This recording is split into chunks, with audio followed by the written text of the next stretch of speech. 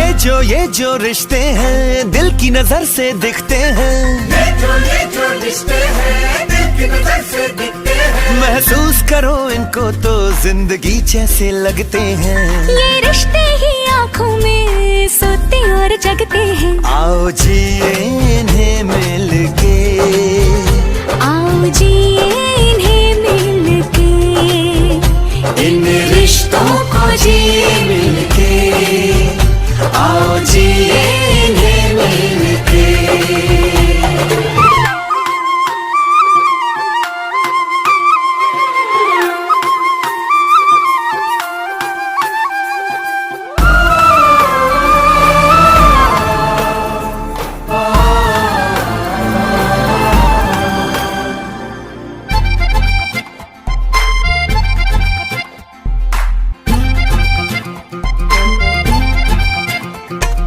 रिश्ते सांस लेते हैं घर के आंगन में, ये तो साथ देते हैं धूप और सावन में।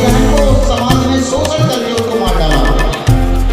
हाँ, रिश्ते सांस लेते हैं घर के आंगन में, ये तो साथ देते हैं धूप और सावन में। आते जाते हैं ये दुख सुख भरे मौसम, पर बिखरते नहीं रिश्तों के ये सर।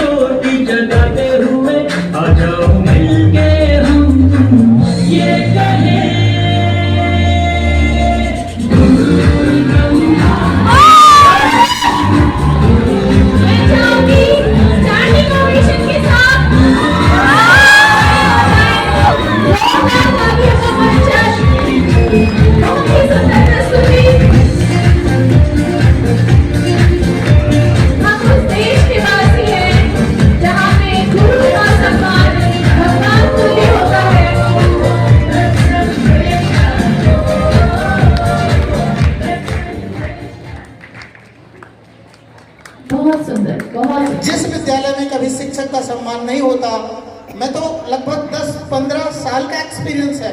मैं जब से होश संभाला तब से शिक्षा में ही पढ़ा रहा हूँ, क्योंकि मैं अपनी हाई स्कूल पढ़ते हुए पढ़ाया, पढ़ाते हुए पढ़ा, इंटरमीडिएट पढ़ाते हुए पढ़ा, 4 सब्जेक्ट से एमए करके पढ़ा, बीएड और एमएड करते हुए पढ़ाते हुए पढ़ा। तो ये सारी चीज़ें मैंने स्टेप बाय स्टेप सीखा है। और मैं जो झेला, मैं चाहता हूँ ये नन्हे बच्चे ना झेले।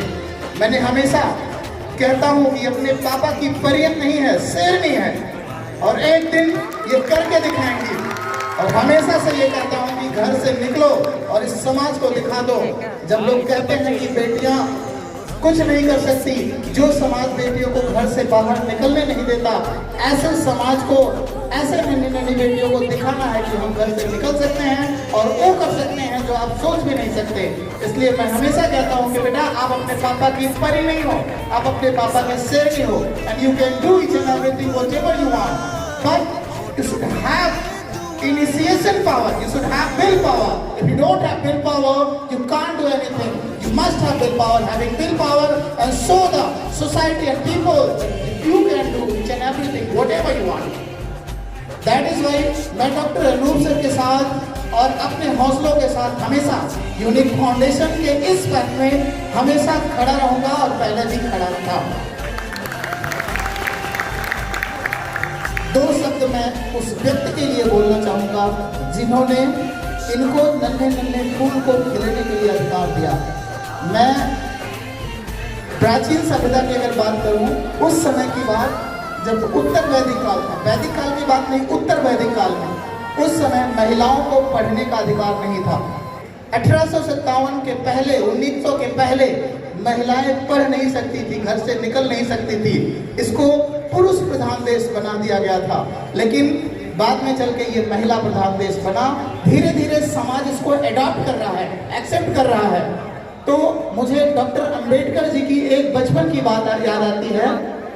उनके लगभग 13 भाई बहन थे। 7 भाई बहन को समाज ने शोषण करके उनको मार डाला, और जब उन्होंने संविधान का निर्माता बने और संविधान के प्रारूप समिति अध्यक्ष रहे, तो उन्होंने सबसे पहले इनमें समानता का अधिकार दिया और जात पात छुआछूत हर चीजों से बढ़कर इनको आगे बढ़ने का अधिकार दिया।